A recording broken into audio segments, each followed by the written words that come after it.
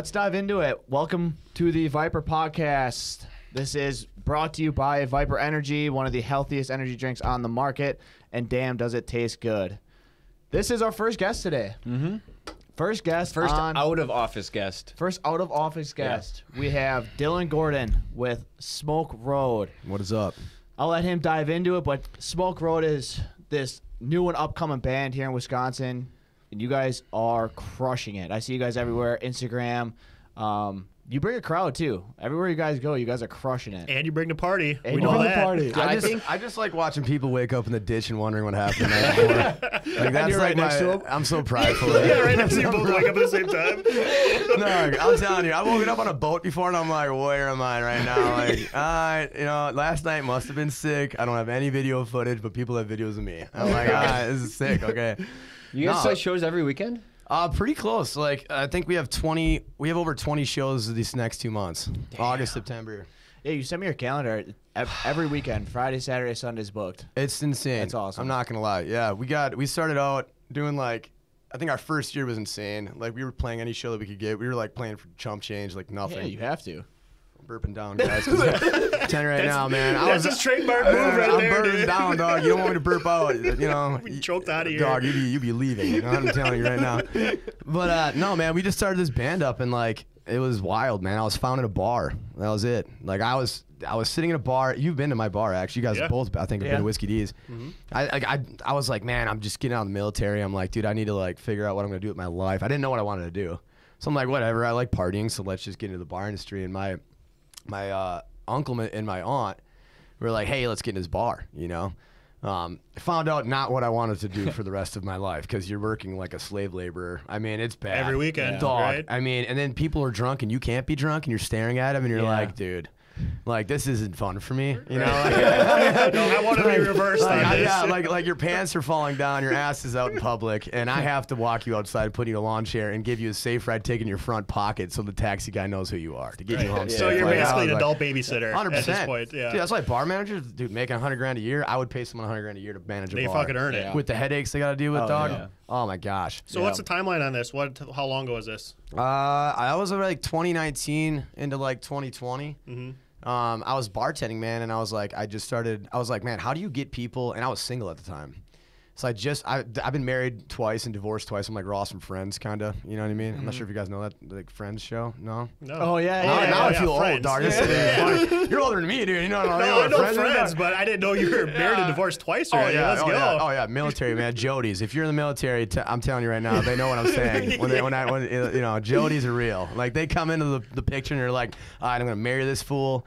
When he goes on deployment, I'm going to go and have sex with a bunch of random people and not tell them, and then take all your money. That's a Jody. It's a true Jody. I didn't know there's a term So for it. basically a military gold digger. Dog, when you go to boot camp, the first thing your instructor says to you is, don't get married and don't go buy a car at like 50% APR. And everybody does it. I'm telling you right now. And you got married twice. Oh, yeah. Like, I didn't listen at all. I was like, what? But she says she loves me, I swear. No, I think it was because it was like, honestly, man, it was like, I was like, dude, you know, I'm young, like, I'm making all this money from the government, guaranteed paychecks. It's like, dude, you know, like, I can make this work and muscle it out with the human. Like, you know, hopefully this person isn't a piece of shit. Well, they end up being pieces of shit. Yeah, so it's like, you know, like, this isn't really working out. But so how'd it happen twice? So the first one, dude, I can't. This is wild. Listen, my exes, if you see What this was Jody? live, What was Brody? no, like, you're waking up and it's like, well, what was that hitting my inner thigh last night? Like, you sure you're a woman? You're not lying, dude. No, I'm kidding. No, they were both super cool people. It was just like, when you go on deployment for a year, you know, for however long, it's like sometimes 6 months, sometimes, like, I was in the Navy, so like in the Marines they go for like 13 months, but in the Navy it's like sometimes you'll do 6 months, sometimes you'll do 10 months, like. And I went on deployment. It was just a long time. She met someone, got pregnant, and then just, you know. While married with you? Yeah, and then like I was like, you know, like, it's all good. Let's just go our separate ways. We're young, dumb, stupid, move on. Like, and it honestly, it upset me at first, but I was like, no, this kind of was meant to be, right? Yeah. Mind you, I was an atheist at this time. So, like, you got to think about that, too. I was just like, whatever. Like, life's life. Big deal, move on. So then I met this other girl, and we were engaged for like 2 years or something like that. Then we got married, and then we moved back to Wisconsin, and she's like, I want to go move to Arizona. And I'm like, what's your plan? Like, are we just gonna Like, what's we're in just gonna take Arizona? a tent Yeah. and just go hang out for a little bit so we can like afford to pay for something, or like what's the plan of attack? She's like, no, I want to go help my mom out and pay all these bills. And I'm like, dog, like, dude, you're just that's a tree I don't want to climb, man. Like, this is not something. I have too much on my plate as it is right now. So I'm like, here, listen, I'll give you a one-way ticket there, and if you don't want to come back, don't come back. And then she's like, I don't want to come back. I'm like, all right, deal. I'm like, I'll send you stuff. Like, You know that what I worked mean? pretty good, huh? Yeah, dude. Like, I'm just like, dude, I love the fact that if someone doesn't want something, be honest, move on, do your thing, right? Yeah. Because like, you only live once, you know. Yeah. Like, might as well live the life you want to live. Seriously. So then I'm like sitting there, I'm like, all right, what's my plan next? I'm like, what can I do as a single dude to make a buttload of money? And I'm like, all right, let's get into a bar. Like, you know, like, I was like, you know, there's got to be money in this. Like, Okay, hold on. Don't dive too far forward. What were you driving at the time? If everybody's getting married and buying a car at 50% APR, Gotta be a Camaro. Did you get the? Gotta be a Camaro. Did you get the Camaro car Mustang, too? I think that's pretty I'm mandatory. embarrassed. I don't want to say it, dog. Listen, okay, San Diego, it would suck to park anywhere. There is no way you could find parking. If you drove a truck, bro, you might as well pay for parking in a parking garage every single time. And that, Okay, so he's working up his case here. Okay. This is what he's doing. No, He's trying to I'm fill trying to it. sell it because it's gonna be Car really choice.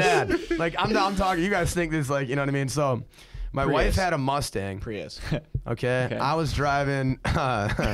Hold on. Can't be that bad. It was a Mini Cooper, dog. I was gonna say Mini Cooper too. Dude. It's so small. It's gotta be No, a Mini dude, Cooper. so I was like, bro, this thing's a stick shift, and it was like, it was freaking whatever you fast, gotta do to bro. justify, man. It was It's turbo, fine. dude. I was like, this thing. I felt like I was like Tokyo Drift, but it didn't drift at all. Still fucking Mini Cooper. I know, dude. I was It like, couldn't go what color? anywhere. it was What color? silver. It was silver. At least silver's not it was, bad. It was Pretty pretty neutral. It was like low rided out. It was kind of decked Yeah. out. I was like, all right, you know what I mean? I only paid like 14 grand for it. I was like, something cheap.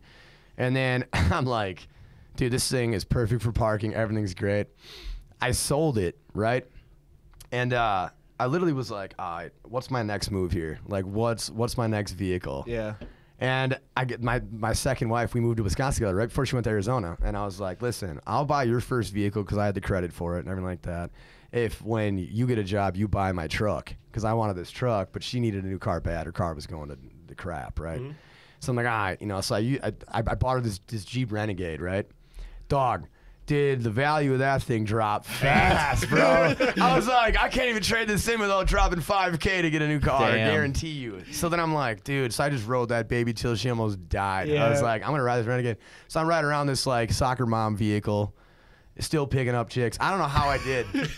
Like, honestly, it was insane. They're like, so what do you drive? I'm like, a Jeep. And that's all I was saying. Like, I would not They don't say know what the I was difference. driving ever, Yeah. bro. Better than a Mini Cooper. Oh yeah, no, definitely better than a Mini Cooper. Yeah, no, that was horrible. you got that second divorce, and then you open up this bar because you want to make millions, and this is the worst idea you ever did. Dude, I'm like, well, not the worst. Heck of an experience. Like, managing people and like having people depend on you for their paycheck is the most like humbling thing I think you can ever do because you Yeah. get the stress level is ridiculous because if you fail, they fail. It's like they look at you, and then if you don't realize that right away, you fail. You're not gonna win. Yeah. You know what I mean? So it's like it's so easy to fail, and I just Pushes you to that next level, though. you have to like. You know, it forces knowing that it forces you to Yeah. want to stay up later and 100%. make sure that people have a job. Dude, and You I know? didn't have any money. Yeah. Like when I went to this bit bar industry, my uncle's like, listen, I'll front it. Like you have the drive, people love you. Like you're so nice to everybody. Like you're always give. Saw it? I was gonna do it before too. I see it. I was smelling it though. So it's a working. blowdown. You gotta edit that, so it's just like slow mo. Well, some smoke in it. Yeah, dude. Right. So like, I was like, dude. I'm like, you know what? Why not, man? I'm single now. Like this is What do you the got to plan. lose? Yep, right. So I went and bought this bar called Chatterbox 2. And they were known for wings, like they slapped right on the river. You know what I mean? It's right off by Used your to be one of parents' my house. used to be one of my go-tos. Chatterbox? It was one of the very Yeah, Chatterbox 2 is right on Chatterbox the was river. good. Yeah, so it's one of the very few places, almost in all of Manitowoc County, where you can go and eat on the water. Damn. You know, Yeah. and it actually had outdoor seating. I know, doesn't it sound Is really that weird? crazy? Manitowoc is a coastal city for anybody watching who's Manitowoc not and from Two Wisconsin. Rivers. Yeah. But Both it's of so them. always so fucking cold there. Yeah, but like, it is. It's an sometimes, understatement, dude. yeah, Yeah. sometimes you just want to get a burger and a Bloody Mary somewhere on the water, and there's nowhere to go. right? 100%. Chatterbox too, or and wintertime, man, you can like rip up on your snowmobile, 4-wheeler, whatever you wanted to do. Like it's like it was a perfect spot. My uncle, my aunt, and I we're not on talking terms now because it kind of got a little messy at the end when we were all walking away. Yeah. But like he taught me pretty much everything I know about like money management, managing people, just pretty much how to run a business in a general concept of a way. And dude's very well off. I mean, he's very successful. He's multiple investments, never had a job. He worked on and off like randomly at places, but he always was self-employed. And so I walk into this business and I just started like meeting all these people that wanted work, that needed help, that needed to get back on their feet. And I'm like, all right, like I can do this. You know what I mean? So I just started thinking like, how do you market something correctly? And I was single. So I was like, where can I get on to a platform that people can see me all the time and want to come visit me, right? And help my business out. And I'm like, dating apps. I'm like, how? So I was like, all right, I'm going to put a picture of me up and then put a picture of my bar up and just say in my bio, hey, I don't have time to go on these dates. I'm running a business, but if you want to meet me, this is where I'm located.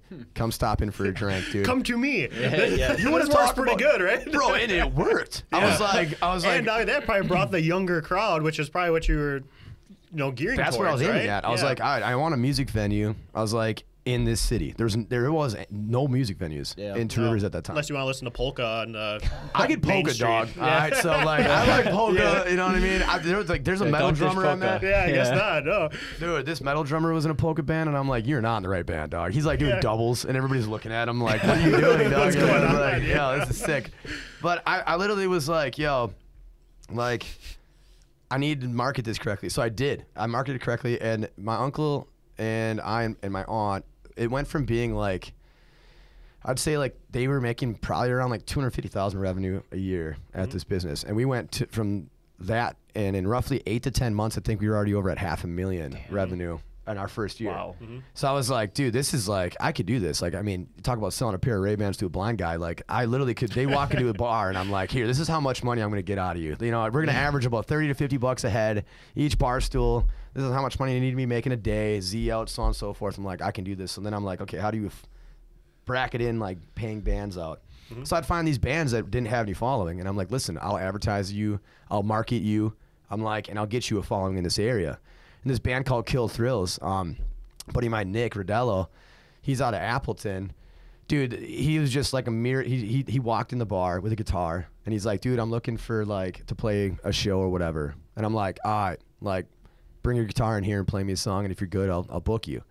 And he comes and plays, and then all of a sudden, I'm booking him left and right. They are getting super popular. They went from being paid like $500 a show to like I was paying them over $1,000 a show. Like they were like, dude, this is sick. And I'm like, yeah, I'll play you here once a month. Right. I'm like, we'll just keep you moving. Boom, boom, boom, boom, boom. And all of a sudden, I started getting into like, there was like bluegrass bands, man, metal bands. We did a metal fest, a death metal fest. We had bands from all over the country. I remember seeing that, dude. That's awesome. The city created noise ordinances around me. I have 2 ordinances. That's an accomplishment right there. Yes. Dude, in Two Rivers, is it a Buckley? Yeah, Buckley. He doesn't like me, I don't think at all. like, I mean, the guy's a nice dude. You know what I mean? Like, like he talked to my grandpa's funeral. Like he's a nice guy, but like when things change, you need to change. If you're not willing to change, things are not going to go in your favor. And what you were doing wasn't the direction they had in plan for their retirement community that they had envisioned, right? Well, not when you're vibrating their walls. Yeah, I mean, like we were from like across the river, their windows are rattling. Dude, this guy, and I felt so bad for this gentleman, man. And he was such a gentleman. I mean, he was obviously hot-headed because he was like not sleeping. He was about to sell his home. And I'm because like, of you, dude, literally because of the bar. It was bad. Like, and I was like, within my brother and I, like, well, he owns Fast's Southern Pizza Shop in Two Rivers, and that's what he bought after we sold out of the Whiskey D's, killing it, by the way. I mean, insane. But we were just like, dude, go big or go home. Kind of like what you guys are doing here at Viper. I'm like, hey, like if you guys really want to, like I told my brother, I'm like, if we want to go big, like. You need to go all in. Like every dollar and penny you have. Go all in, baby. Let's go. Dog, I'm telling you. Can. I'll choose that. But is it really on the can? Yeah. It used to be. That's our motto. No, wait. Go all in. It must be on the old design. But I'm telling you, it's on the next one too. It's on the next one. It's added on there. But you have to, bro. It's like everything you do. You either you're all invested or you're not. My brother, he's just like, dude. He's like, I cannot believe I'm doing this with you because we were both working at FedEx Ground and just hating our lives. Because FedEx? Yeah. Oh, up here in Green Bay. Oh, okay. I didn't know that. Didn't you deliver to our Viper facility one time? Oh yeah, dude. I remember that, dude. Like when we first started Yeah. Viper at our old facility, I remember you texted me and said that you did. Dylan Gordon delivered by us one time, and I'm like, dude, no shit. What a freaking 360 that is. Horrible job. Well, Horrible job. No.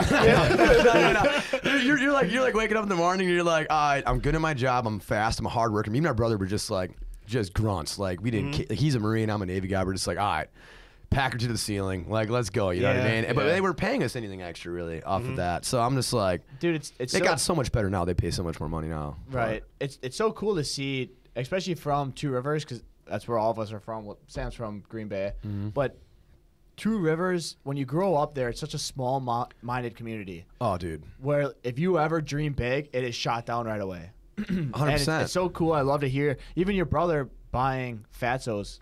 Fatso's, for anyone listening, in Two Rivers is iconic sub shop. It's like the go-to sub shop for food. It's so good. He brought it back too because it was on the decline, and he brought the original ingredients and everything back. Dude, 1972, so the bread recipe, dude. Yeah, that's what it was the bread, because they the previous owners changed the bread, and it's like, why would you fucking do that? I was so upset. Dude, I got back from the military. I ate it. And I'm like, this is horrible. Well, I was like, that's when the mayo was weird. I was like, this ain't it. No, this ain't it. No. I heard that he bought it, and that's when it was he bought it at the good time because it was low. Yeah. And their business was going down, so I'm like, damn, I can't believe that place was even open still because I thought it was going to shit. So it's cool to see that he's bringing it back. Well, my But it's just sister-in-law awesome used to pretty much not run the show there, but she knew how to do everything. Yeah. She worked through college. Right. So they walked in, and my sister-in-law was like, cakewalk, let's go. And Austin's like, I'll slice the meat, I'll slice the cheese, dog. Like, I'll keep her stocked. You gotta do whatever you gotta do, right? That's one thing about you and your brother, because your brother's in my grade, and we hung out quite a bit. But it's cool to see because you guys came. I gotta put this down. I look like a caffeine. I have two right here. You guys came. Sheesh. Were raised in such a. We were poor, dude. No, it was a chaotic lifestyle. Like you guys had a lot of shit going on all the time. Oh yeah, there's no holding back. To see both your guys' attitudes towards life is awesome. Like you guys have the best. Like if you want to have a good time, you have the Gordons there. Oh, well, you know. Sadly, yeah, that's. I mean, in a good way, in a bad way. It was like sometimes where I was like, man, should we really have done that? Like that was probably not a good idea. Like we were fearless, bro. Like there was nothing. If you said no balls to a Gordon, it was like, all right, game on, we're doing it. Like, dude, your brother was ruthless. Oh, dude, like, your brother was ruthless. You should see this now, bro. So the it's shit like he did was so over the top. Well, I know we're getting off track with the whole bar thing, but like, we'll just go to my brother quick. Like he was in the Marines, and I just got back from deployment. I was on a MEU. I was on LHA-5 USS Pellew, and it's decommissioned now. It's like not a ship in the Navy. It was one of the oldest Navy ships in the Navy at the time, and then they so that probably sucked. It blew. Yeah. It was horrible, bro. Smelled like socks everywhere, dog.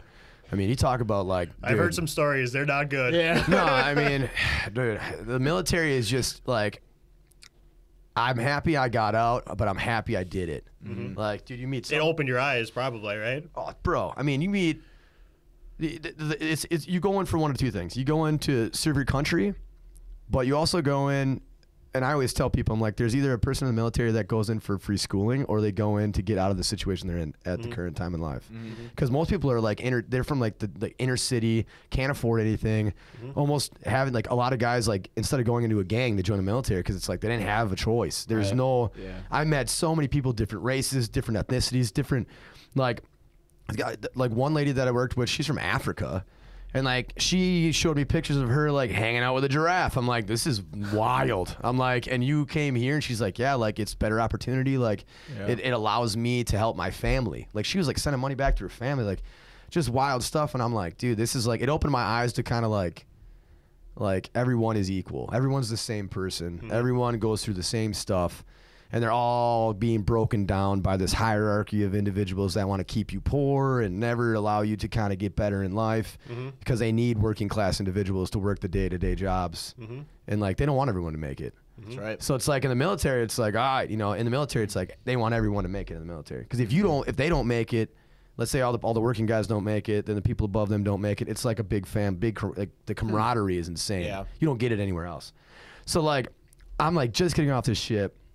Back to the story with Austin, and I'm like, dog, I have to go see my brother. He's in schools in I can't remember what they call in the Marines, but it was on Pendleton. They go to this schooling. It's like combat schooling or something like that. And Austin was in this schooling, and my mom's like, he's flying out tomorrow, so if you're gonna go see him, like, today's the night.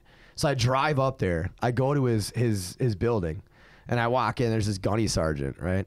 And I was like, bro, E3, nobody in the military at the time. But I just didn't wear my uniform. I'm like, I'm going to go in flip-flops, T-shirt, shorts. Yeah, you know what I mean? Just we're the casual. same thing you got right now. Literally, dude. I think if I could live in flip-flops, I would, honestly. Like, but I walk in, and I'm like, hey, gunny. And he just, like, snaps his head sideways because, like, this is a training environment. So to call somebody a gunny, like, that's like street talk. Like, you know what I mean? Like, you don't do that, you know, unless you know who that person is.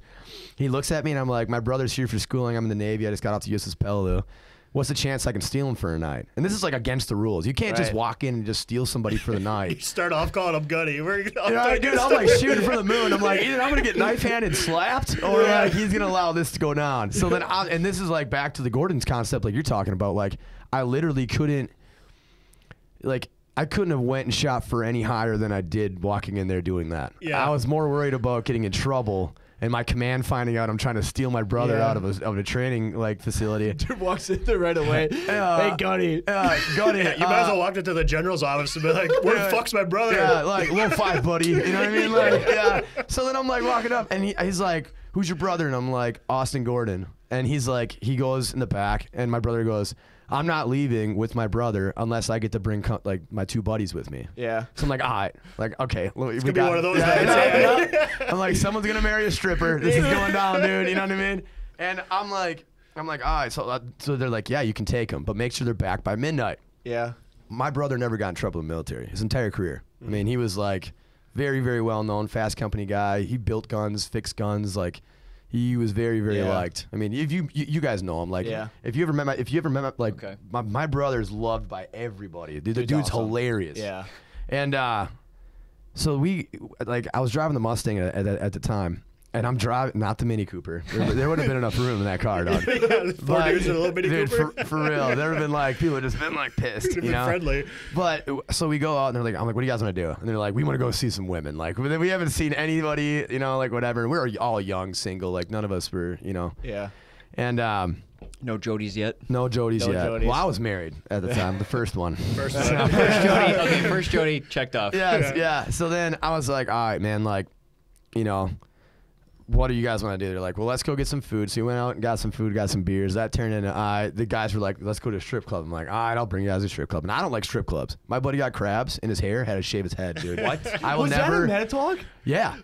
I will never. That story no kidding. Somebody got crabs at the strip club in Manitowoc? I don't know where she story. was putting her thing and dancing. Oh my or what, God. That's the. I always tell that joke when people talk about strip clubs in like Two Rivers in Manitowoc. I'm like, there's a strip club in Manitowoc where some dude got crabs on his beard. That's a true story. And that's, oh my God. And I'm telling you, bro. I sat there. I'm just People like, thought I was making it up. I'm like, dude, it was like a major story in Manitowoc. It was. if a stripper gets near me, like, I debate on stiff arming people. To be honest with you, like, cause I don't know if.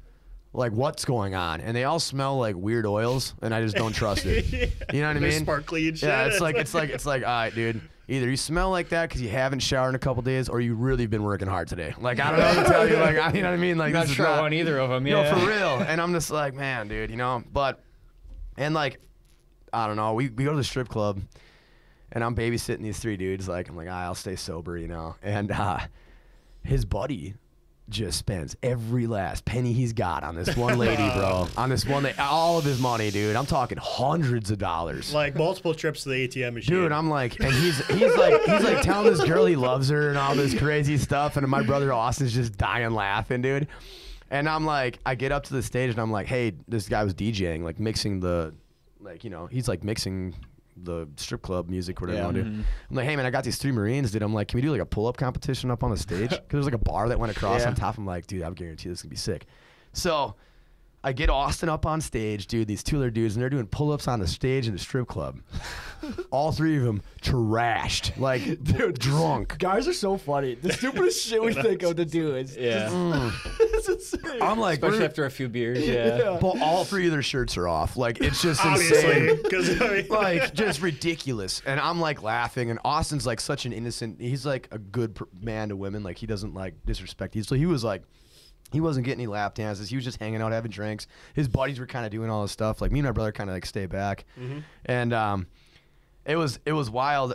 So then I looked at the clock, and it's 11:15, and it's like a 40-minute drive to get back to where we had to go. And you got to go through military security to get through onto the base. So I'm like, well, these guys are getting in trouble. Like, guarantee it right now, dude. You know, like, and they're coming back smelling like strippers and booze. And I'm like, if this isn't a Marine right here, I don't know what is, bro. You know, so I were hauling back in this Mustang. We get back, and Austin and them are just running up these stairs. When I dropped them off, it was like 11:59, and they're just like sprinting up these stairs. Next day, I get an email from Austin. He goes, "Yep, you got me in trouble for the first time in the military, dog." He got written up a citation, like all this stuff. Like, I don't know if he like lost pay or anything. I'm not sure how bad it was, but yeah, did he have to do a lot of running or a lot of push-ups? Oh, he for that, sure got his ass kicked. Yeah, he did even more pull-ups. Yeah, more pull-ups. Yeah. Dude, yeah, they probably beat him down to the ground pretty harshly. And ever since then, I just looked at my brother and I'm like, you know what, dude? Let's just vouch that if we're gonna go into business ever, we just go at it together. Like, we're just gonna chase at the moon together at stuff, you know. And like, now I'm self-employed, he's self-employed, he's doing great, I'm doing great, and like, we still invest in like live music on the side, and that's kind of how the whole. Yeah, so how did Smoke Road start then? So you were at Chatterbox helping your uncle out. So then we opened up Whiskey D's, and then I was playing guitar behind the bar. I remember that, dude. I remember going there for lunch one time when you guys first bought it, and you're like telling me all this that you want to make a stage outside and do kayak rentals and volleyball and all that shit. I'm like, fuck yeah, dude! Finally, like someone's doing something. Somebody's doing something in Two Rivers. We're gonna get some like new young energy and make a cool hip place to go. I'm like, fuck yeah, this is gonna be awesome. And there was like nowhere that had that downtown. No, it was all just kind of like we have food and beer. Again, it's such a Two Rivers and Manitowoc are such a perfect opportunity. Well, there is now. I mean, the wharf is pretty badass. Yeah. Oh yeah. It's sick. But this is pre that, right? Yeah. So like, So like Brennan and them used to come in by us. Yeah. Before I think they even started. I think the wharf used to just be like it was like shipping containers. It was, right. And porta potties or something like that. I mean, Brennan's killing it too. Dude, he's murdering Crushing it. I mean, the guy. But that shows you because there was such a demand for a place like that, like, kind of like what you were trying to build in Two Rivers. 100%. There's a huge demand for just a great environment, a great atmosphere on the water. And there was just nobody was doing it. It's like that city was either going to turn to Door County or it was going to turn to suburb of Manitowoc. I mean, that's really what it was aiming at. And like, it just started turning into kind of like a Door County. People from out of state were buying in, and there's like a lot of outside money. So it's like you can not bring pricing up to like inner city pricing, but you can kind of like meet in the middle a little bit without pissing anybody off. But just hard in that town because because God forbid you have a wing by $10 25 burger. cents. Holy Yeah. fuck, dude. Yeah. Someone's slashing your tires, dude. Well, remember Dad had the Remedy, and they had a good fucking big burger, and it was like $14. People lost their fucking minds. People gripe about it. It's on Texas toast. It's like a half-pound burger, ton of fries, and people were pissed it was $14. Oh, dude. Bro, it's one of the best burgers in town. It was wild. And like my brother Austin always took videos of me playing guitar when I got back home. Every time I come home from the military, I was always playing guitar. And people were just like hanging out in my garage. I'm jamming on the guitar. I never took a guitar class in my life. Like, I literally just played by ear. YouTube University, or how did you learn? I learned one song on YouTube, and after that, I just figured it out. Like, that's awesome. I don't know what I don't even know what a chord. Like, if you say hey, play a B chord or what a C chord or whatever, I have no idea how to do it. I just literally play by ear. I want to expand on that. Is how good you are now, and when you started, you were terrible, and it's probably the most frustrating thing ever. So like, that it's a really important part, especially when people are just starting at something. They need to understand that you're gonna suck at first for a while, and there's a tipping point of not giving up. And when you hit that tipping point, you start to see massive improvement. But if you quit before that, you could be right around the corner of starting to get better. You're always right around the corner from getting big. You always are. Because you never know what. Like, look at Bailey Zinnerman. Yeah. 1 second, that dude, he's like, and I was just listening to a video. He was talking. He's like, we're all, me and my buddy just sitting in this room just thinking, how do you get a song on the radio? And then it went from that to being, why don't we just write a song, and if it goes, it goes. If it doesn't, it doesn't. Like, you just got to kind of just do your thing and pray for the best. Like, Because it's not up to you. It's unless you own your own radio station, like yeah, you're not gonna get on there. Just the one right person to hear it, and off you go. Dude, 100%. And that's the thing. It's like I started playing guitar behind the bar, and then I started posting pictures online, like those dating apps, and like they would just come in, listen. Like I had people from Appleton, Green Bay, Sheboygan, like Oshkosh, like all over the state coming to this bar to watch me play.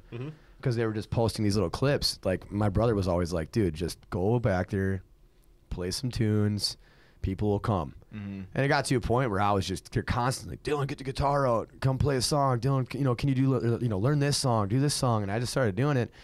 And Andy Toddy, the founder of Smoke Road, well, me and him both kind of, he's like, dude, let's jam in my basement.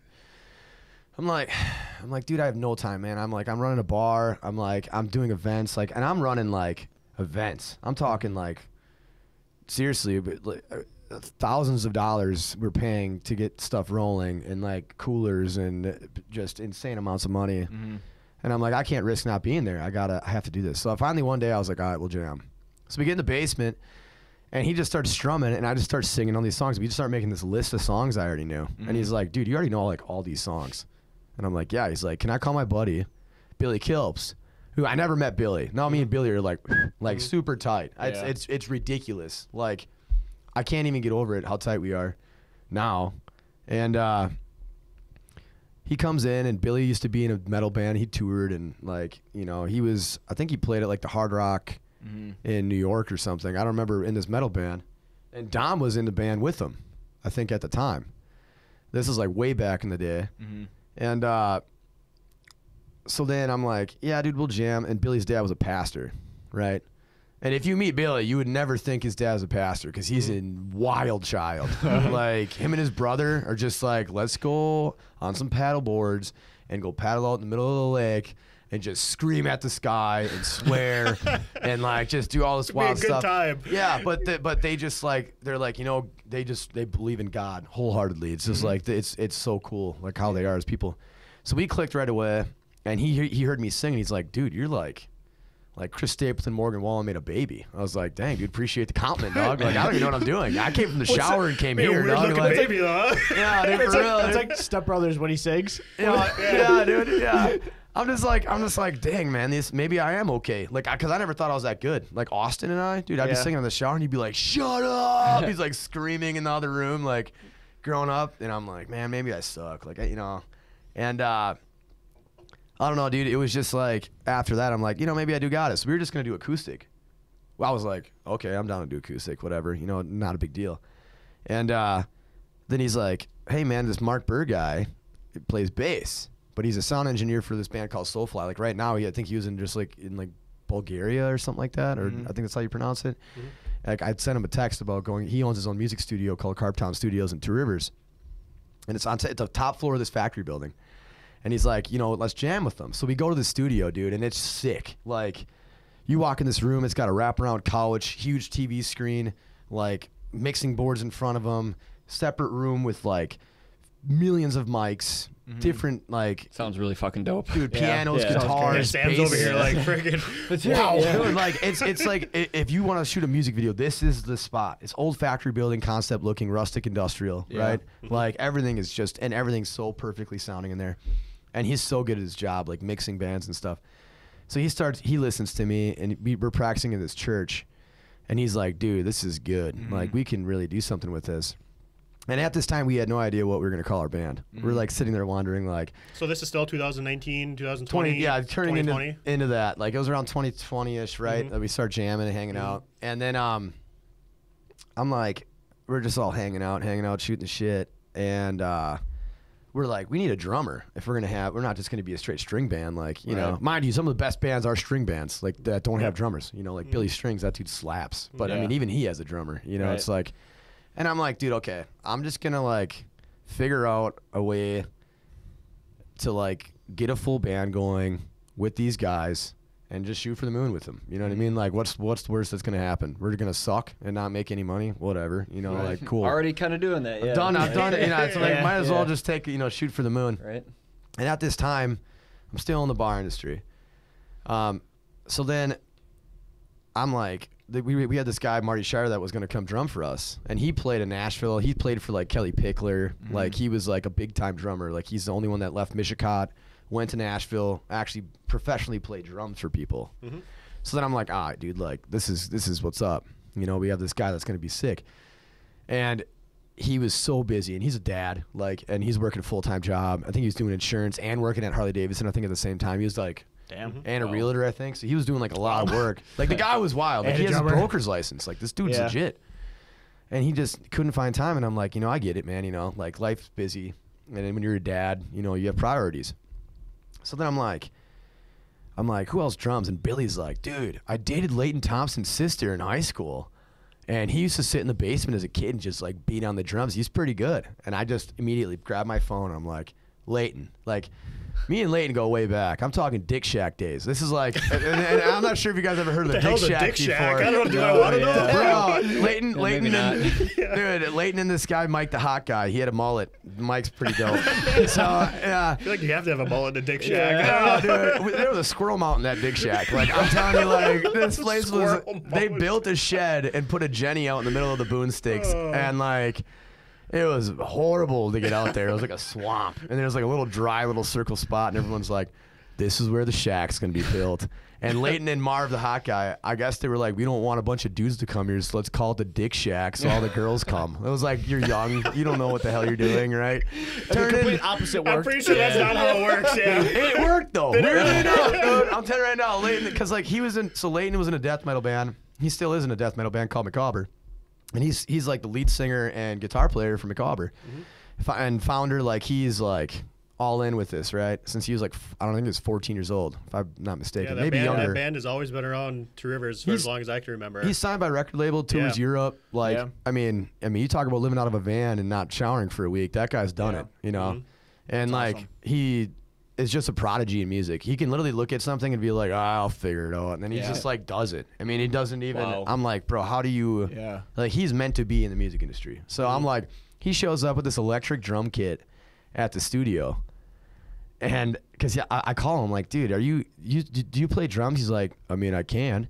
And I was like, well, we're doing this band, man. Like, you know, Mark Burr's in it, Andy Toddy's in it, Billy Kilps is in it. And he was like, all right, I'll show up and hit the drums. And there's this video I have of us, and Billy Kilps is like staring at everyone like, dude, what are we, like just listening to this song on repeat, trying to learn these songs, and Leighton's just like tapping this drum, and I'm looking around like, this is not gonna work, dude. You know what I mean? Like, I was nervous. I'm like, bro. So just for perspective, Billy is bass, or so Billy was. Can you go through all the instruments? So Billy used to be a bass player. Okay. Never played lead guitar in his life. Okay. Took on lead guitar. Learned it from scratch.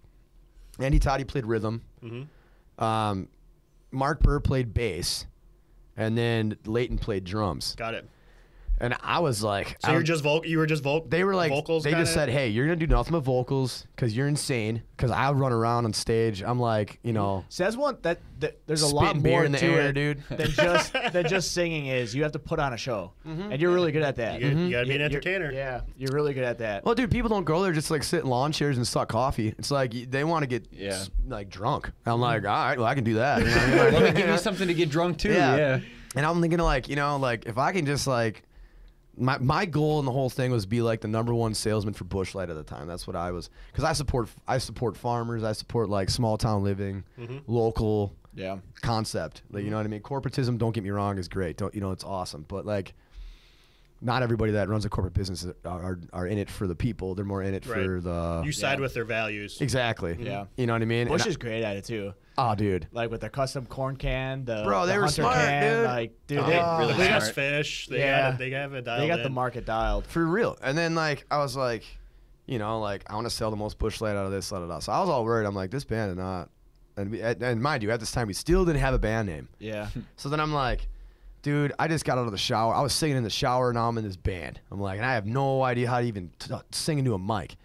And Leighton's like, I am the captain now. That's what he said to me, dude. He's like, you are gonna listen to me, dude. I'm the captain now. Yeah, that's what he said to me, dog. And I'm looking at him, I'm like, oh shit, dude, this is gonna be interesting. Because Leighton's not one to like, you'll never hear him say you did a good job. He'll always say you can do better. You'll never hear it come out of his mouth. Yeah. I mean, the guy will push you to the point of no return, but in a good way. It's like you don't there's if and he knows it. He's like, because like even right now to this, like how good Smoke Road is doing, he'll say like, we are not at that level yet. We need to get better. Like this is not the level that we can say we can go pro with yet. We need to be tight. Like you need to know every single word. You can't mess up at all. You have to be like your presentation of yourself is going to represent the band a certain way. Like you have to be that human being all the time. Right. So do you think he learned that from 100%. being in the previous band, just kind of learning from there, and then he can apply it to what you guys have going on right now? He's like the Godfather, dude, in the Mafia. Like, and I'm like his little little prodigy child. He's like, listen, kid, like whiten your teeth and get skinny. Like this is what's gonna go down. You're gonna say country. Yeah. He's like, he's like, don't do this, don't do that, don't do this before every show. He's like, don't get drunk. Like, I mean, when we first started playing shows, I mean, we were partying hard. Like, I was getting trashed. Waking up the next day, I'm like, my innards hurt, everything sucks, but I gotta do this again tonight. So time to suck some teen honey and like, muscle through it. Yeah. Now I really don't get drunk at shows anymore. Like, and that just recently I started doing that because everybody quit their jobs. But so Leighton comes in and he's just this like teacher kind of. He's like, nope, this is how it goes. He knows how to use all the equipment. He knows how to like we use in-ears, click tracks. Like there's always a tempo you have to follow. Like he knows how to do all of it. And I'm like, all right, we're gonna do this. Like this is real stuff. Yeah. Well, then Mark Burr gets offered this job to tour with Soulfly, and I want to say it was like he was one of the people that Pantera was looking at possibly as a sound engineer. And I was like, that's big time, dude, big time. And at that time, I like kind of dug deep in a rabbit hole of like, I wouldn't like conspiracy theories kind of like, I was like, oh man, this is kind of wild, like just digging too deep into the internet, worrying way too much about the world and not worrying too much about myself. And Mark, I'll never forget this text, man. It changed my life. And this is why I love Mark Burr so much. Like, he just texted me, he said, if you worried as much as you worry about if you worried about music as much as you worried about politics, you'd be signed by a record label already. Damn. And I like got that text from him, and then I told him, I said, dude, I love you, bro. I was like, you need to do what's best for you. Like, and if that's you touring with this band and being a sound engineer because that's what he wants to do for the rest of his life, then do it, and I won't be upset with you. Like, I always want what's best for everybody. Yeah. So then he goes on this journey, and like tours Europe and he was like in Japan, like all over the world touring with this band, sound engineering firm, and like just like living the life. And I'm like, right before he left, he's like, I'll find you a new bass player. And that's where Jeff Schaller falls in. I mean, this guy is like the most chillest cucumber I've ever met in my life. Yeah. Literally. He's like a new dad. And like now he'll like call me and vent. He'll just like start like getting upset on the phone and just like start like getting mad, just bitch on the phone. I mean, I'm like just let it all out, man. Like if I was next to you, I'd pat you on the back and kiss your head a cheek. Like I got your back, dog. But like when he came in, it just almost created this like glue. And I just thought to myself, I'm like, this band isn't just like me. Like some artists like Dylan Scott or Luke Combs, it's their name. For me, it's like it's Smoke Road. Like this is a group. Like everybody owns 20% of that group in my eyes. Like no matter what happens, if we get someone looking at us and saying, hey, we want to sign you, but your band can't come with, I'd be like, pack sand, dog. Like I'm not leaving my homies, dude. This is how it is. Like these guys are my boys, and it's a marriage, dude. Like there's sometimes like I wanted a fist fight. Like we get just on each other's nerves, dude. But for some reason, at the end of it all, it's like we hug each other, we tell each other we love each other, we work through the struggles together, even like life struggles, everything. It's like you always have like we're all therapists for each other almost. So like as soon as we started the band, it was almost like, okay, we're either gonna make it or we're not. So we learned all these songs. I think it's like, I mean, at this point, I've probably learned at least over 80 songs.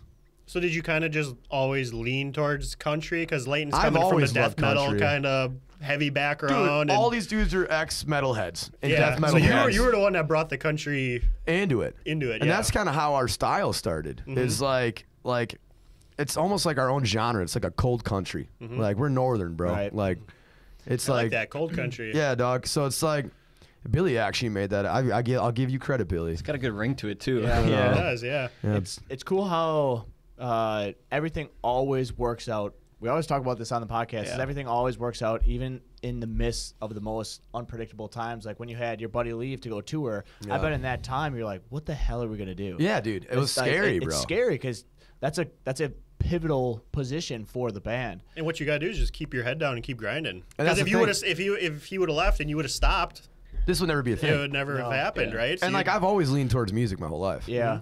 So it's just cool to see it. You just stay faithful, and everything always works out, and it always will. Oh yeah, as long as you continue to go. There's gonna be. It's inevitable. 100%. Yeah. I mean, there's no way that you can walk into a situation and expect it just to go up. And if you do, you ain't learning. Kudos, you're not learning dog. anything. No, you're not. Yeah. I always say it's like an inclined roller coaster. You're always going up, but your last low is your previous high. 100%. You know what I'm saying? But your lowest points are always the best memories, dude. Oh, dude, we always talk about that. 100%, dog. I would when it was just you and I, when we were packaging boxes on the floor, those were the best. As much as I love it right now, those times were so fun. Some of the best memories, honestly. Dude. But it's so cool. It's like I would never take that back because I love what we're doing right now as well. Oh, dude. What we're doing right now is fun.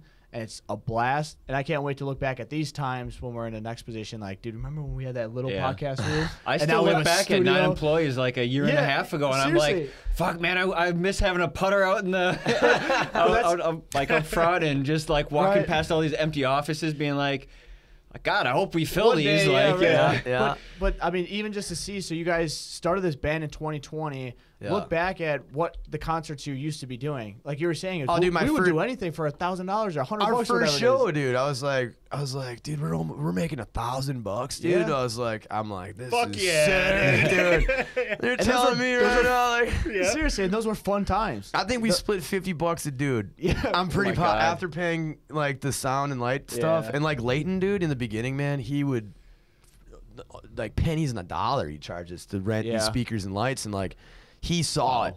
Like, I know for a fact, looking back now, I'm just like, Leighton knew that this was going to be something. And like, he had faith in me, but never admitted it almost. He was more than anything like, you're messing up too much. You got to do this. Like, he was like that like, you need to perfect yourself. This is how you got to live your life. And like, him pushing me and pissing me off as much as you pissed me off was like a savior for me. Because if he didn't do that, I wouldn't be, and I wouldn't even say I'm good yet. Like, people say I'm good, but there's so much more that you have to. Always room for improvement, bro. 100%. And I love that ideology that he like engraved in my brain. And now look at the shows that you guys are doing. Dude, you guys have 5,000 to 10,000 people at some shows. Oh, yeah. It's insane. Yeah. No, I mean it's wild. I mean we're opening up for like Jared Neiman. We're opening up for this year.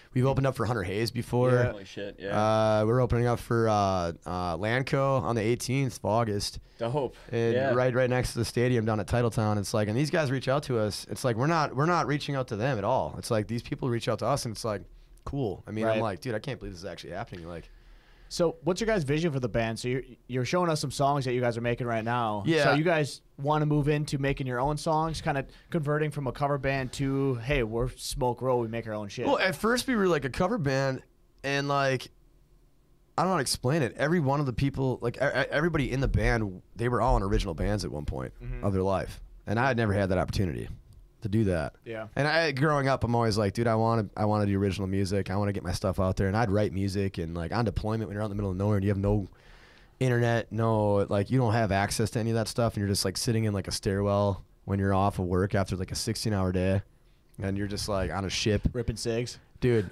packs of cigs. I can picture a cig. Yeah. Like multiples. There's a line to get out to the smoke pit in the military. No shit. Oh, dude, yeah. And like when you get in there, you don't leave until you're like almost out of oxygen. Because you can't get back in for like 2 hours, dog. Yeah.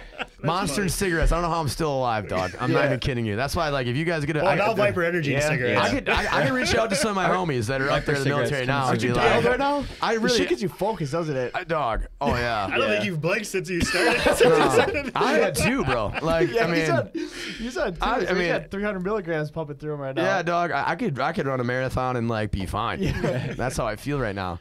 So anyway, I kind of want to backtrack on. So you still don't have a name. Okay, right? yeah. So we're sitting there as a band thinking about a name, and everyone's like, County Line. I'm like, dude, that sounds so tacky. I'm like, there's no story behind it. Like, you need, That's like the one thing I've always loved about artists is that like the ones that can tell a story. Like there's a reason why they named their song this, or there's a reason why they branded it a certain way or whatever. Like, you know, I like the story behind everything. So then we're all sitting there thinking, and I think it was, if I'm not mistaken, Billy said something about Smoke Road. Like, it's a road in our hometown. You guys already know what I'm talking about. County Highway O. Yep. Through Point Beach. And it's like this road that, like, you know, lines and zigzags. And it's beautiful. It's a beautiful drive. Yeah, but the craziest part was like all the people that were kind of like rebels back in the day went down that road, you know, and it's named that for a reason. Dude, long story short, dude. Newmans would always go down that road. Oh, no, I'm like, yo, man. And like, you know. It's the road everybody wanted to smoke pot. Yeah.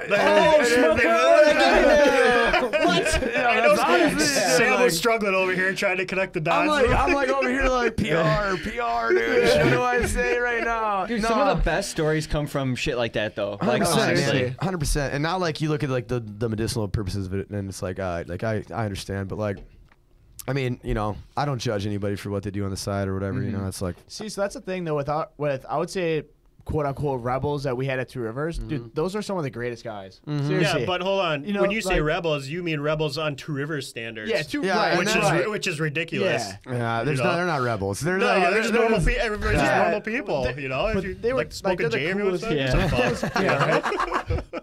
But no, they're the coolest guys. No, honestly, dude, like I feel like everybody in Two Rivers, they just like you looked out for each other. You know what I mean? You never. If someone's getting made fun of, man, you stand up for them. Yeah, I mean, like the small town, you know, values are definitely love there. your neighbors. I preach that at every show. Right? Love your neighbors, man. Yeah. That's how I live it. Small town lifestyle.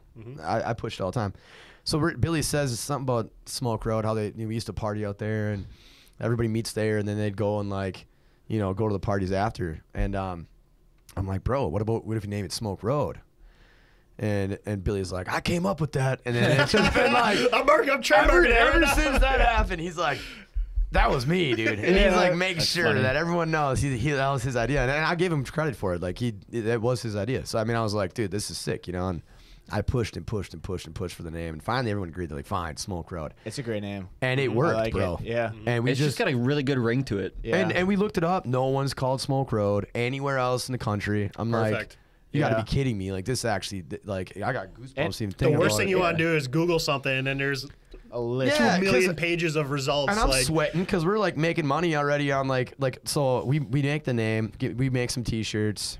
And, like, and we didn't get paid for gigs. I think our first, like, I would say, like, 4 to 8 gigs, maybe. We threw it all towards merchandise. Yeah. Like, just T-shirts. Like, we were broke. Reinvest. And I'm like, all right, you know, this is what we're going to do, you know. And it ended up working out, man. Like, it paid itself off. We built this huge merch count, paid ourselves back. Our first show, I think we played for like $1,000. And the craziest part is our first show, we go out and we say, hey, we're going to be in this band, right? And we're booking it at this small place called Waverly in Two Rivers. Yeah. And we broke their record for sales as a business. That's awesome. And it was so packed you couldn't even get in the business. See, I remember hearing about that because like the floor was sagging in there because there were so many people there. I'm not sure how true that is, but that's what people said. I believe it because that building's like over 100 years old, and I could definitely that's one of the coolest things is not only like you guys are you keep the local ingrained in what you guys are doing. So when you guys go countrywide, like Smoke Road is bringing it right back to where it all started. You know, 2 Rivers, but it's so cool. Even to see how quickly you guys are growing and the value you can bring to an organization. So when a bar or restaurant or company or whatever rents you guys out or has you guys perform there, that's bringing a ton of value to them, and that's only going to continue to enhance as you grow. 100%. That's the coolest shit ever. And the coolest part was like, you know, I got out of the bar industry, thankfully, and just stuck with the music, and it was like, I realized. I'm like, I used to own a bar, so I know how much money these bars are making. Right. So I was like, all right, like, I would go there before the shows in the beginning, and I'm like, how much do they charge for Captain Cook? How much do they charge for? And I knew, like, what the pricing was roughly of, like, because there's, like, 32 ounces per bottle, and you can make so much money, and you have overpour, so you, like, take 2 shots off roughly for overpour, and then you have, like, 30 ounces that you're selling off a bottle that's $15, and you're making all this profit off it. So I'm like, all right, their profit margin is probably pretty high. Based off their drink pricing, because their pricing for bottles aren't going to change depending where you are. So I'm like, all right, this is kind of like a lucrative concept. So then we started kind of upping our price, because every show that we've had, I don't think we've had a show that wasn't packed yet. Like, well, we had one, and it was the most awkward show of my life. But we just had a blast with it. It all anyways. depends like where it is and what the crowd is. The only show we had that wasn't packed was like way out of town. No one knew us. Like, and this is, you know what I mean. But ever since I think we'd started, I'd say 99% of our shows have just been wall to wall packed. That's awesome. And it's like. So I'm like, all right, like this is lucrative, but like we're also helping the business out because they're making a bunch of money on us bringing a bunch of people in. Like, and they'll definitely have you back in the future, right? It's a win-win. yeah. Do you feel like your knowledge of like owning and operating a bar actually helps for moving your like the band forward? Oh, for sure. Like, dude, okay. If you look at a bar owner, and let's say they average $2,500 a day, that's pretty good, right? For a business. Down burp. See that? That's good. So, Under here, fucking read. Yeah, I'm like, I don't want to go down there, dude. So yeah, I mean, like, it if I didn't know that, I wouldn't have felt comfortable because I was always like, we need to up our price. And Leighton, our like drummer, who's been in the music industry since he's 14 years old, he's like 32, I think, or some. I think he's 31 or 32. He's like, we got to pay our dues, man.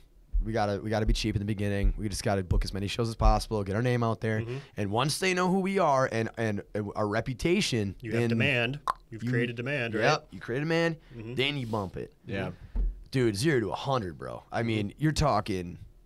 And I'm not going to say how much we charge now. I try to keep that off the... Yeah, of course. Because it all depends on how many speakers. Like, honestly, like if you have more speakers, it's going to cost more money. If you have more lights, it's going to cost more money. If you have to hire more people to come and build this stuff and tear it down, it's going to cost more money. So the range fluctuates, but, like, it definitely helped big time to understand how much money the bars are making in order to kind of, like, you know, not ask too much right away to the point where they won't even touch you.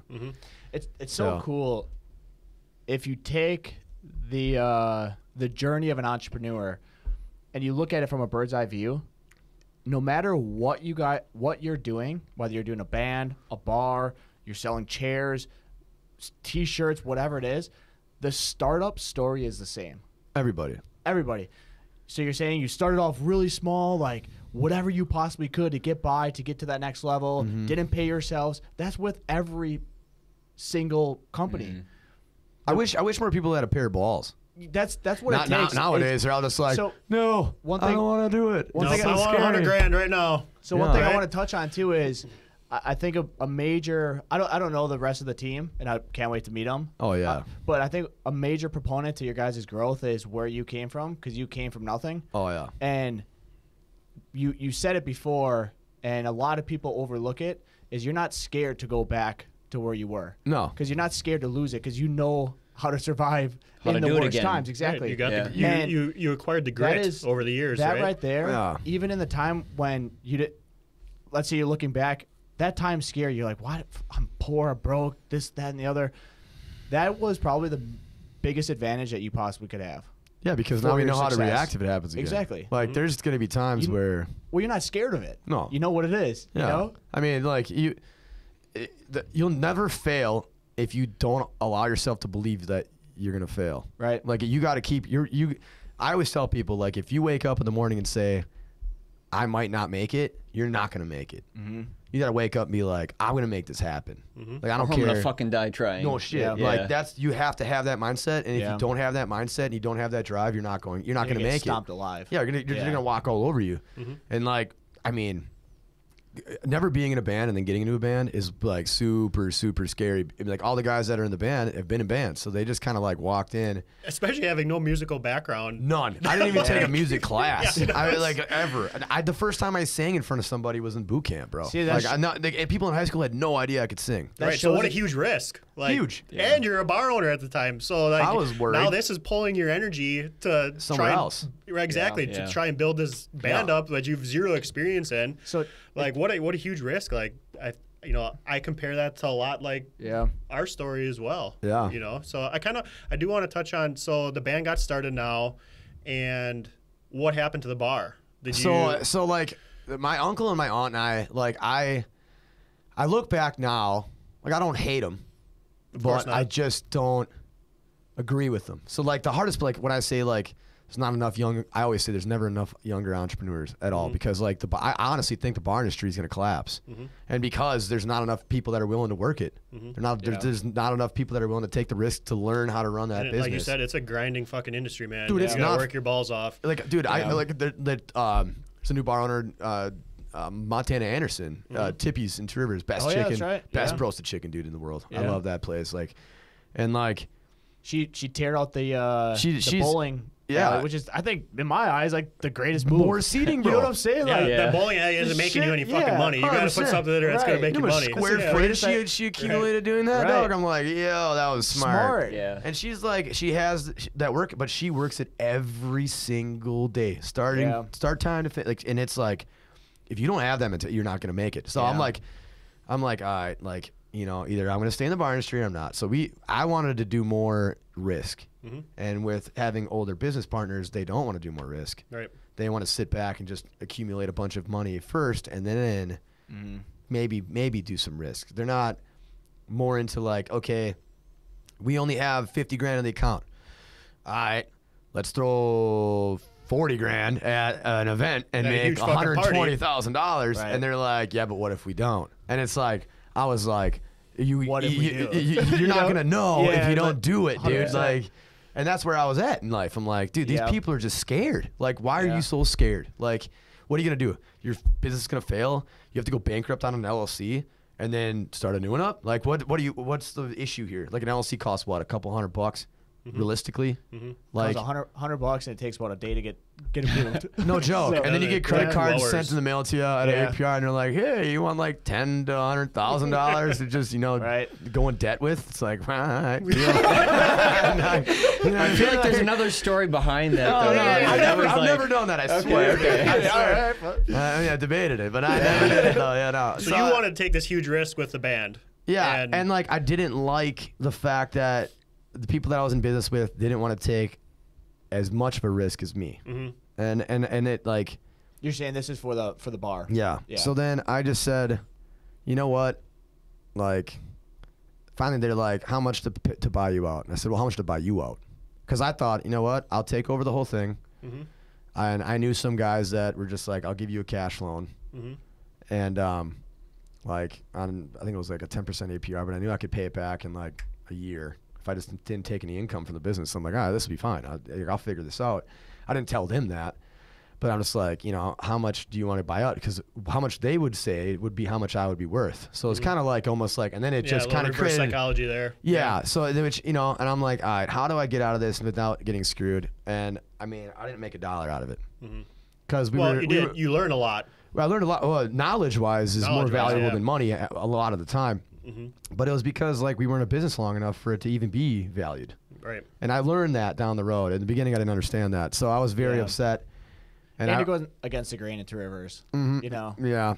Like, I mean, but you were in a way you were the bar. You were the face of the bar. So without you there, then where's the value? Their risk. I don't know if they lost money or not, but I'm assuming that I tried to like. And I left that business. I kept that negativity and like shit talking out of my life because I was like, that's just gonna make me look bad.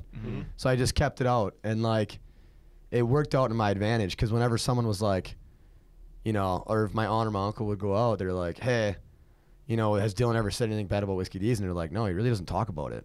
He just says, yeah, they have good food. They have great food. My aunt, great, she can cook, bro. I mean, my family's very, very good cooks.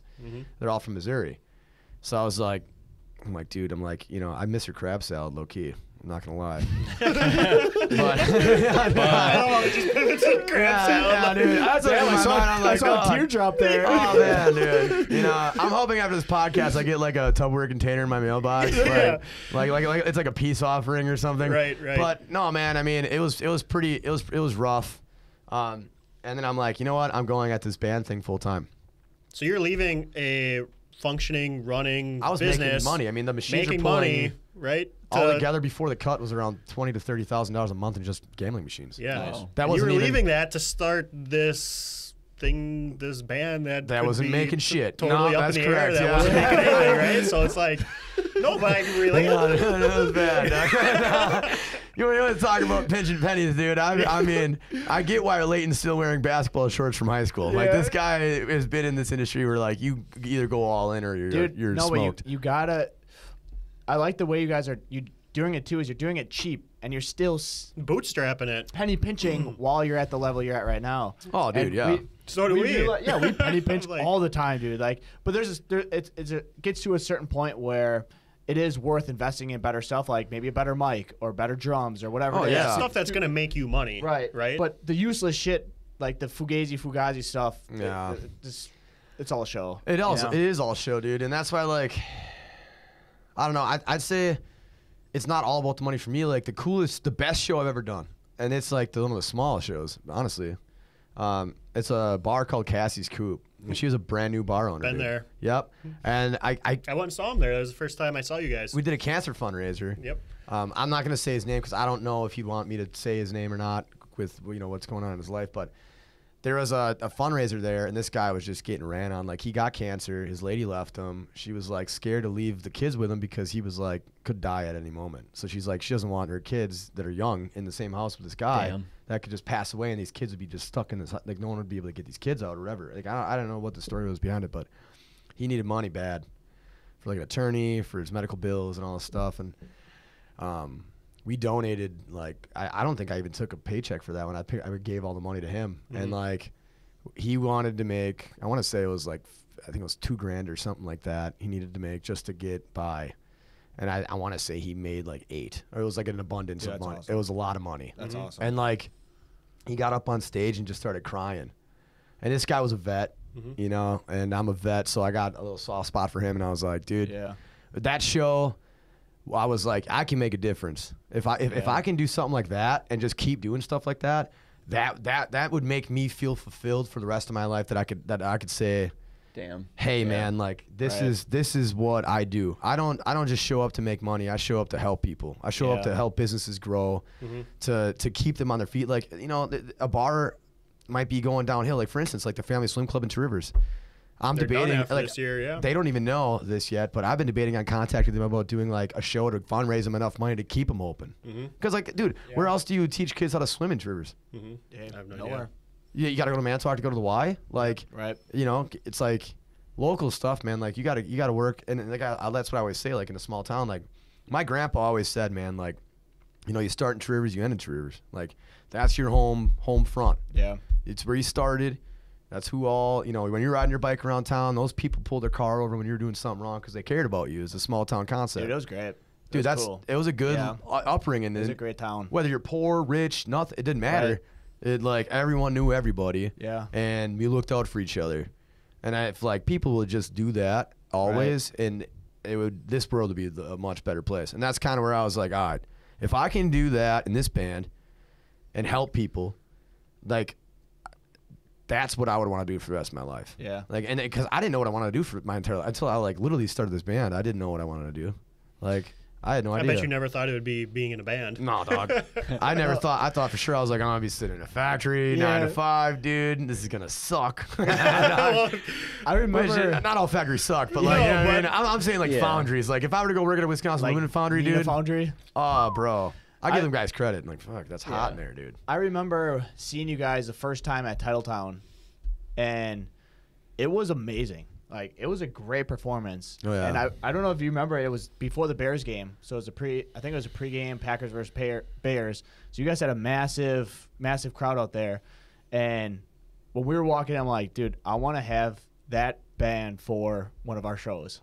Like, a party or whatever. And no shit, it's coming to life. Like, yeah, look at that. It's the coolest thing ever. Like, and that was like 2 years. Yeah, it was last year. It's the opening game at Lambeau for Packers and Bears. Packers Bears. That was a ripper, dude. I was talking mad shit. I thought Chicago.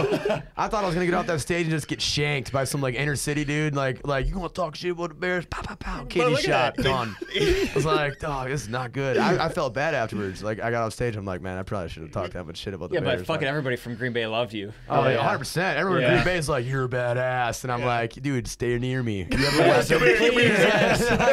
Give me a posse. Yeah. But look at that, 2 years you're playing like the main opener for Green Bay for Packers opening game. Dude, they reach out to us, man. I love awesome. Lambeau, man. I love Titletown. I love Stadium View.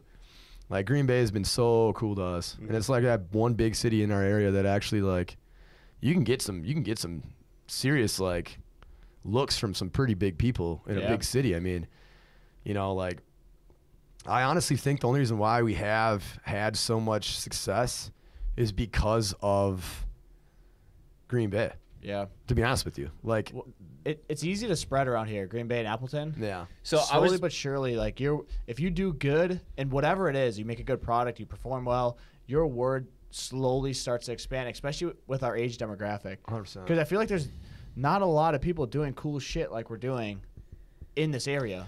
No, so they're all lame as shit around here. See, right. That's what I was going to ask. Do you actually feel like it's an advantage coming from a small town where, like, you do something and everybody fucking knows? Because I'm from Green Bay, and Green Bay is a bigger city, right? So it's like, I've been here for 30 years, and, like, there's people that went to, like, the school across the river, and I don't know them, and they've been doing the same shit as I've been doing for 15 years or whatever. And it's like, in a small town, you don't get that. Like, you know that, like, that person you went to high school with. So do you? I don't know. Maybe if you guys feel like, I think small towns it's definitely easier because it's like, I don't know how to explain this without sounding like a douchebag, but it's like give it a shot. It's like small town famous concept. Like, the more people travel and think that you're famous, the more other people think that you're famous because of the people they know. Like, mini celebrity. It's weird. Yeah. Like, you know, like, now I'll be in Green Bay, and they'll be like, "Oh, dude, what's up, man?" And, like, I won't know who they are, and they're like, "No, you're the singer from Smoke Road." I'm like, "Oh, dude, this is kind of sick. Yeah, isn't it like, cool? this is real life." You know what I mean? And but you're still humble with it too, bro, all the time. That's like, the main thing. I honestly, I promote other bands all the time. I promote fundraisers. Like, this one kid came up to me, Gentry his name was, and he's in this mullet contest, and I made a post. oh my gosh. I made a post for him, and, like, I love people. That's the one thing. Like, if someone walks in and be like, "Oh, you're from Smoker," be like, "Oh, what's your name, dude?" And, like, I'll see him again, and I'll know exactly what we talked about last. Yeah. Like, I suck at names, though, dude. Like, I'll meet somebody 20 times, and unless I've known you for a long time, you better not fucking forget my name. well, we have the same name. How the fuck do you fuck that up? You can't. There's no. That's what I'm saying. Yeah, dog. Like, if I mess that up, dude, I have issues. Like, that's bad. But I honestly think that, like, you know, I mean, if, like, I'm not trying to talk shit about Hunter Hayes.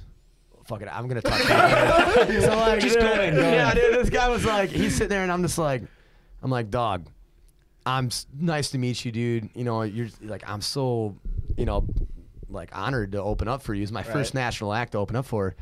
And he just blew me off, bro.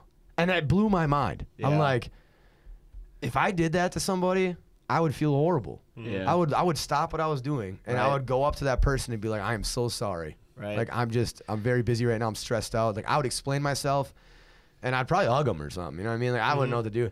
But he like brushed me off, and I just thought to myself, if I ever make it, I'm never gonna ever do that to anyone. I don't care. No, because look how it made you feel. Like, it probably made you feel like shit. You know what I mean? You don't want to Dude, make like, somebody else feel like that. Same thing. Yeah. So I mean, look at it. Even when you guys start opening for other people, like, always remember that. Even if it's a super small band, like, go up to them, give them the attention and the time. Yeah, and say, dude. hey, you guys are crushing Seriously, it. like, once you go on stage, give them a huge fucking shout out. Like, thanks for opening up for us. Like, that shit is so important to people on their way up. Because, like, I mean, that'll like, make a difference for you feels. guys too. Like, dude, you get all that energy towards you, and you guys are doing it for the right reasons too. Like, I could tell it in your heart and the way you talk about it. Like, you're not just doing it to get something in return. Like, you're doing it because you love it. It is honestly, like, I've never ever done anything in my life that I just loved.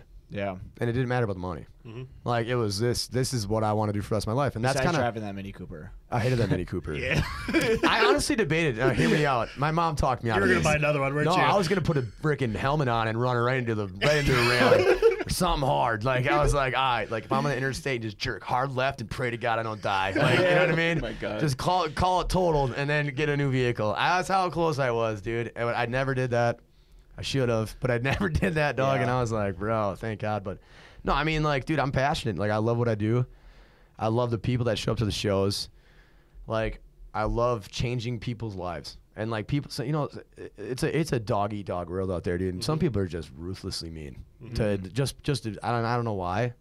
Yeah. And, like, just because someone looks different or they're into something that you're not into or whatever, it's like, I have people come to my shows that have no friends, you know, and I show them attention.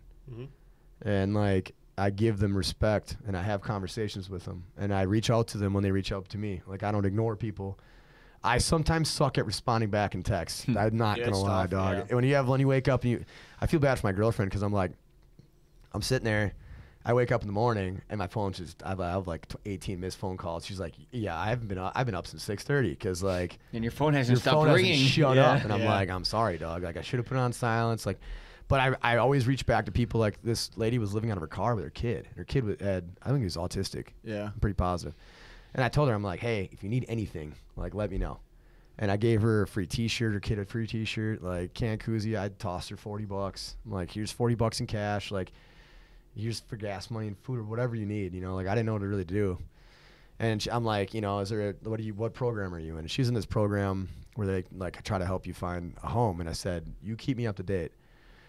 And she calls me. She's like, we're still in our car. And I'm like, well, I'll reach out to some friends and I'll see if there's like anything I can do. You know, and I'm reaching out. And I found this rental in Green Bay. And I was like, I debated on just kind of like shooting half the rent for her and like letting her at least get in a house. I know it was a ran down home, but this is a roof. You know what I mean? Like, I'm not rich, but at least I can kind of try to help somebody. Because I look at it like, you know, if I was in that position, I'd hope someone would do it for me. You know, because I mean, I've couch surfed, dude. I was broke in a joke, and my buddies had my back. In the military, and I'm happy they did. And like, it, you know, you want to pass it forward, and I was about to get her in this house, and then she messages me, and she's like, I found a house, and they got me in this place, and we finally got a home, and I really want to let you know that, you know, I really appreciate you and everything that you try to do to help me.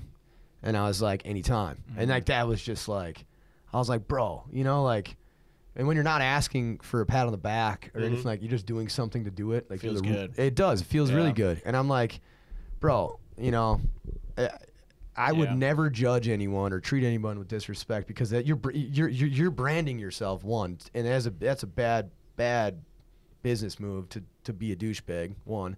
Two, it's like, you know, and this is why I write the music I write. Like, when I drop my album, a lot of people are going to understand really fast, like, my ideology in life and, like, my beliefs. Because I believe that you need to set a footprint in the world of what people are going to talk about you after you die.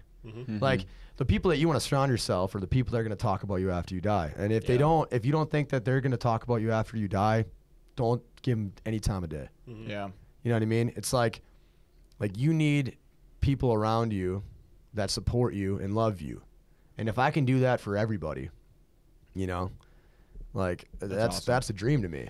You know? I love that. So it's like, whatever you guys are doing it's working, because you guys are growing, you're crushing it, bro. Even when I posted you guys on my story, I think it was yesterday, somebody saw a sneak peek of the flyer we're making, and they're like, dude, you guys are having Smoke Road, like 20, 30, 40 people were DMing like, dude, I can't wait, it's gonna be sick. Oh, Send really? more details. So That's sick. Dude, I just can't wait to have you guys. I'm excited to drop some originals at your show. It's gonna be fun. Yeah, because you better hear a lot of them. Well, dude, we're like making our own genre. I mean, and that's kind of where like cold country. Yeah, dude. Dude, I like it. It's got a good fucking ring to it. You showed a preview of what you guys made last night. It's good. It's really good. A lot of grunge riffs and a lot of double kicks, dude. Yeah. You know, I mean, and like, I wrote my first slow song ever, and that one, the weirdest thing, like Leighton of all people, who is like a metalhead through and through, death metal screamer. I mean, like, he doesn't like soft anything. Yeah. He's like, hey man, just so you know, like, that song could go on the radio, and it was a slow song. And then I'm like writing more music, like heavier stuff, so on and so forth, and like my buddy Dom's like, dude, we might actually have a chance to get on the, like, go big. And I'm sitting there thinking to myself, like, dude, if that happens, I'm gonna be freaking just, I'm gonna go streaking insane, or something. Yeah. I'm gonna get naked and run on the road. Like, I don't even give a shit after that. There's no rules, dude. I'm that going could be big. Good PR. Put a helmet on and drive a Mini Cooper. Right? I don't know if you could PR. Right to the wall. Let's go. Yeah, it's like this big. It wouldn't be good. Yeah, From that no, I aspect wasn't of it. blessed like other people. I ain't a shower. I'll put money on that. I'll say that. You got a big truck? No, small feet. Yeah, for sure, dog. Yeah, no, yeah. I mean, I don't know. Like, you know, I don't wear, like, a lot of shoes. I wear flip flops all the time because like I can't find small enough socks. Like you know what I mean? Like it's bad news. So for anyone listening, September 23rd, we're having a massive Vipers. Right now it's called Summerfest. Might have to change that due to Milwaukee Summerfest, but we'll see. We're having Don't a big, get that too confused. Big party. That's true. And might be a good idea though. yeah, Could be. Our special premiere is Smoke Road. Yeah, dude. Right, like I told you, a year ago, I listened to you. I'm like, we will have them at one of our shows, 100%. I'm like, I want. He's like, they're probably expensive. I'm like, I don't care. They put on a show. Well, like, the let's thing do is, it. Let's do like, it. If we're gonna do it, let's do it right. You want a band to bring a lot of speakers and make people's chests vibrate? Yeah, they are the band. You know what I mean? Like, we're two people that we love to have a good time too. And like if we're gonna do a show, let's do it to where we enjoy it. yeah, You know what I'm exactly. saying? Well, like for us, dude, it's like where we're from. It's like we grew up on rock music, bro. Yeah. Like think about it. I was growing up. 105.7 was on. Yeah. 94.7 was on. It wasn't country. You know what I mean? Hell no. And then like we started playing country with a bunch of rock guys, like metalheads, and it just kind of turned into country rock, like a cold country. Like it's just like it definitely hit different. it's brute. Like Yeah. you listen to it, you're like, damn, dude. Like these guys rip. You're hitting it. I think you're hitting it right on the head right now. Like with Jelly Roll coming out and Hardy, like they're. Oh yeah. You know, Brantley Gilbert's been on the scene for a while, but they're the more rock country scene. Yeah. And dude, people are starting to give it a lot more attention. You can definitely kill it with It's that. like its own genre, man. And I like Hardy. I like Morgan Wallen. I like how they're so anti, like, label. I wouldn't say label, but like anti, like don't follow the rules, music bro. industry. Yeah, because like in like Hardy, like Mockingbird and the Crow he's on tour right now, and he in his song he specifically says like he's making fun of the country industry, like music industry, saying like if you don't have a slide player or whatever, like you're not gonna make it on the radio. Right. And he's like, no, I'm gonna make myself a country rock artist. Yeah. And I'm thinking to myself like, dude, that's sick. And I love Hardy. Like his music is so good, man. He's like such a down to earth human being. Like I've watched him on a podcast, and I'm thinking to myself like, dude, I could totally. He's just a good old boy from Mississippi, right? Bro, I would totally Yeah. get drunk with Hardy at any given moment. If he called in and was like, hey man, you might not be ready to be on the big leagues yet, but like, do you want to come get hammered? To be like, yes, yes. Give me the time and place. I'll be there. Yeah. Dude, his song Jack, that song is so Dude, good. So we're adding a lot of Hardy to our playlist, because it's almost like our music's really similar to his. I wouldn't say the same, but very similar. Similar genre, right? Yeah, very much similar. And like, dude, we did Sold Out. So Friday we were down at Random Lake, and there's a huge storm. Like, dude, I'm talking like, I thought the tent was gonna go. Yeah. I'm like, all right, this is my last show ever. I'm gonna die tonight. Might as well let it rip. And then with a Hardy song, right? Dude, we ended. So we did Sold Out. Yep. And like, they're screaming in Sold Out. Well, Leighton Thompson, my drummer, is a death metal screaming. Like he's signed by a record label for screaming. Yeah. Like he's That's this fucking is- awesome, dude. So like, it just worked out. And I'm Yeah. like, Leighton's like, I'll do the screaming parts. You sing. So then I sing while he screams, like almost harmonizing with him, and it works perfect.